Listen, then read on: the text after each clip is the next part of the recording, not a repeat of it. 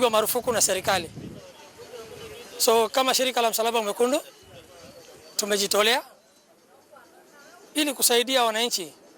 Pia wananchi kwa ile mfano ambao sisi tunatoa, wananchi pia wao wanaweza kuendeleza sehemu za mashinani kwa zile sehemu ambazo ujumbe inakuwa ni ngumu kufika. Tumechukua fursa hii pamoja na Red Cross ili kuweza kuhamasisha wananchi kuhusu athari ya plastiki hizi katika mazingira. Well, to matters agriculture now, and scientists are stepping up the lobbying for approval for the commercialization of genetically modified maize varieties in the country, arguing that its benefits outweigh the purported risks and will help improve the country's bad food security situation, as well as help farmers generate enough income.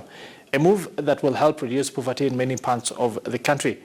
Our reporter Philip Keitani visited the Kenya Agricultural Livestock and Research Organization KALRO-controlled growing tests at Kiboko in Makueni County, and now brings us that story.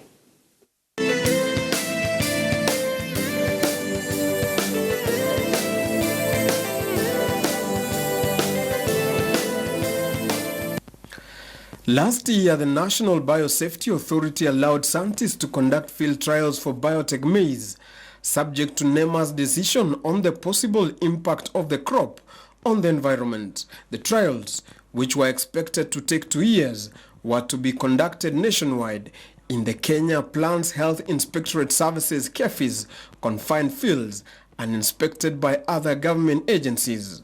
During the field trials, KEFIS was to compare the conventional seed varieties with the genetically modified ones, with a view to determining changes in nutritional composition, yield performance, and pest tolerance. And now the scientists are saying they have done the controlled field trials and they are very pleased by the results.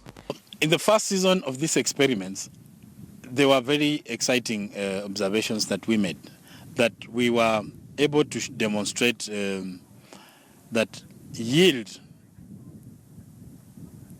comparing the maize that is with the gene and the maize that is without the gene, we were able to demonstrate up to about 40% yield advantage compared to the commercial ones that are in the market.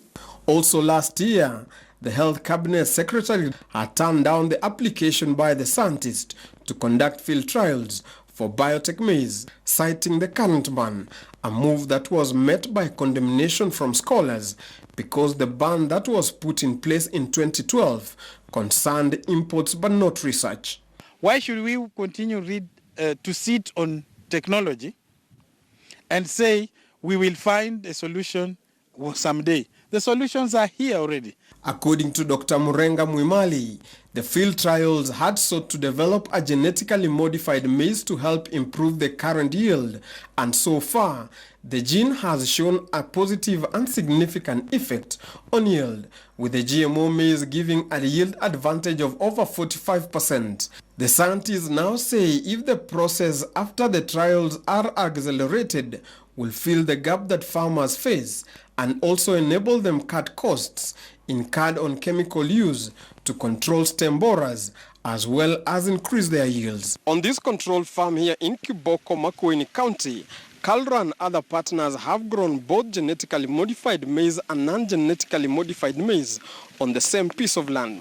The one on my right is a genetically modified maize, while this one on my left is not genetically modified.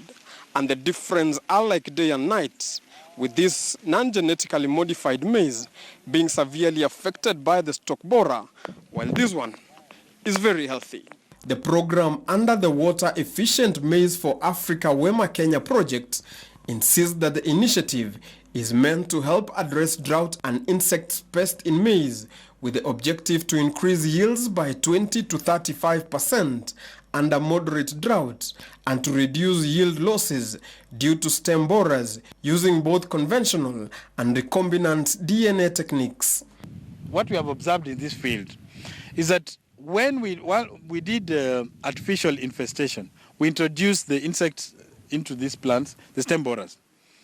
But we have also observed by chance that the genetically modified materials that are inside here, growing side by side, the ones that are non-genetically modified, we observe that the fall armyworm pest that naturally attacks this maize is controlled. Meaning, the plants that we have, the material that we have shown levels of tolerance to this fall armyworm, which is really a good sign because it shows that technology is available to control the menace that farmers are going through. In Kenya, the stem borer is known to reduce maize yields by an average of 13% or 400,000 tons of maize a year. This is equivalent to the amount of maize imported by the government yearly for 7.2 billion shillings. According to the scientists, if the variety is approved, Kenya will become the second country in Africa after South Africa to release BT maize for use by farmers. Naomba kwamba wale wanasayansi washirikiane na wenye wanahusika na agriculture wa lift the ban up so that we can get something that will help us tupende hiyo ukulima. Ukiangalia sasa vijana wetu tukiwaambia walime, anakuuliza mama unatuambia tulime, wewe umepata nini? Hiyo miaka yote umekuwa ukilima, wakati njaa inakuja, you will see that bado unaenda kununua chakula.